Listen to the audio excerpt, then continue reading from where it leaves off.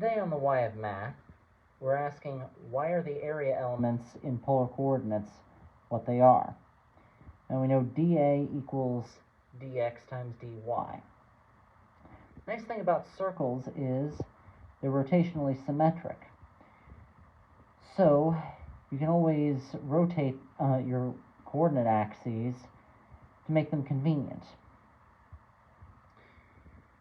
Here I have dr perfectly aligned with dx, so dx equals dr. And perpendicular to that is dy, which is opposite d theta. By trigonometry, we therefore know that dy equals r times d theta. So that gives us dA equals r dr d theta.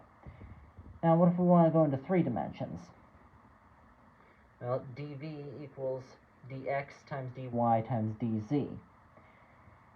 Now, using cylindrical coordinates, we're just multiplying our dA term times dz. It works exactly the same way in 3 dimensions as in 2. For spherical coordinates, it's a little more complicated. But since the radius rho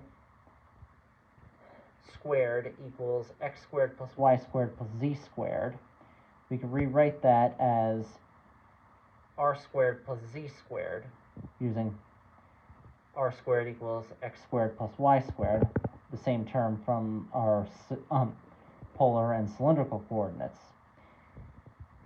This allows us to express the radius of the sphere as a circle.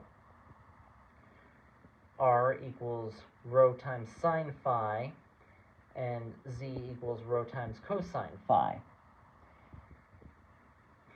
This means that d rho equals dr, just as we established in this 2-dimensional case, and then dz equals rho times d phi. That gives us a volume element of dv equals rho squared times sine phi times d phi times d theta times d rho.